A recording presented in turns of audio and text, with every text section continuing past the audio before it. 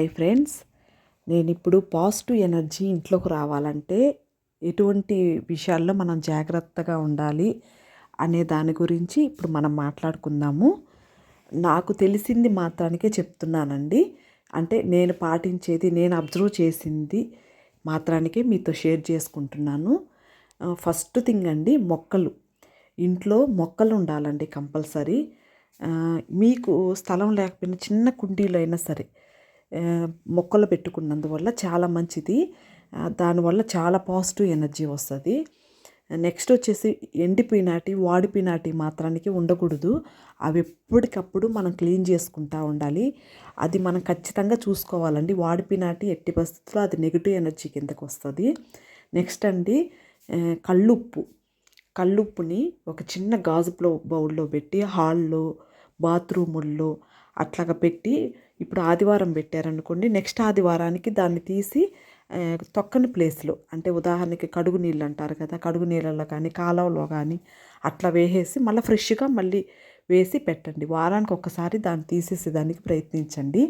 కల్లుప్పు వల్ల చాలా నెగిటివ్ ఎనర్జీ అంతా చాలా లాగేస్తుంది.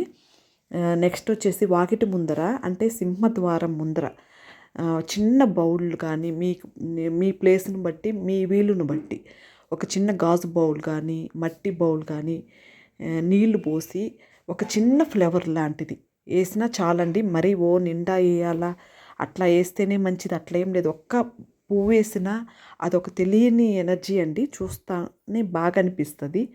మీకు నచ్చినట్టుగా మీరు డెకరేషన్ చేసుకోండి. చూడంగానే ఒక పాజిటివ్ ఎనర్జీ అనేది వస్తుంది.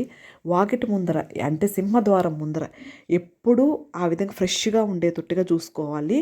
నెక్స్ట్ సింహద్వారం ముందర కానీ ఆ పక్కన సైడు, అంటే పక్కనే ఆనుకొని కానీ చెప్పులు వదిలేస్తుంటారండి అందరూ. ఆ విధంగా అది చాలా అంటే చాలా తప్పండి.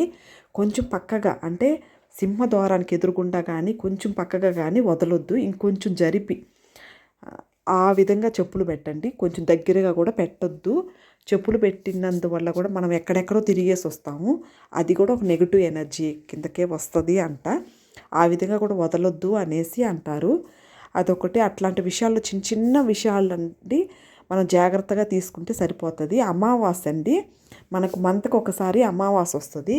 చిన్న గుమ్మడికాయ లాంటిది కట్టడము, అంటే వాకిటి ముందర దిష్టి తీయడము, గుమ్మడికాయ లాంటిది కట్టడం లాంటిది కూడా చేస్తే మనకు మంచి పాజిటివ్ ఎనర్జీ వస్తుంది. కుళ్ళిపోతుందండి ఒక్కొక్కసారి. కుళ్ళిపోయిందని చెప్పేసి టెన్షన్ పడొద్దు. దాన్ని తీసేసి మళ్ళీ ఇంకోటి కట్టండి.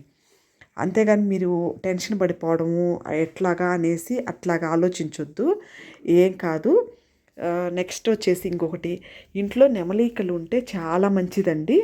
ఇది నేను చాలామంది ఇళ్ళల్లో చూశాను.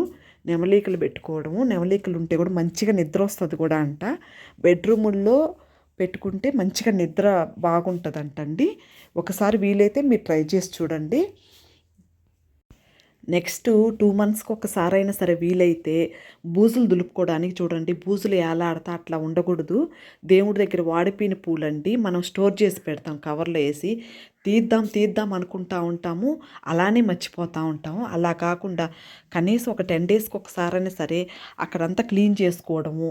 దేవుడి దగ్గర ఎండిపోయిన పూలు అవన్నీ లేకుండా దేవుడికి అయితే మంచిగా పెడతాం, ఫ్రెష్గా పూలు అన్నీ అలంకరించి పెడతాం. కానీ వాడిపోయిన పూలన్నీ అక్కడ బూజు పట్టిపోయి ఉంటాయండి కొంతమంది ఇళ్ళల్లో. ఆ విధంగా కాకుండా వాడిపోయినట్టు ఒక 10 daysకి ఒకసారి అయినా సరే దేవుడి దగ్గర ఆ వాడిపోయిన పూలు కవర్లో ఉంటాయి కదా, దాన్ని తీసి బయట పెట్టేసేయండి. ఈ వీడియో మీకు అందరికీ నచ్చిందనేసి అనుకుంటున్నాను. నచ్చిందంటే లైక్ చేయండి, షేర్ చేయండి, సబ్స్క్రైబ్ చేయండి. Thank you for watching.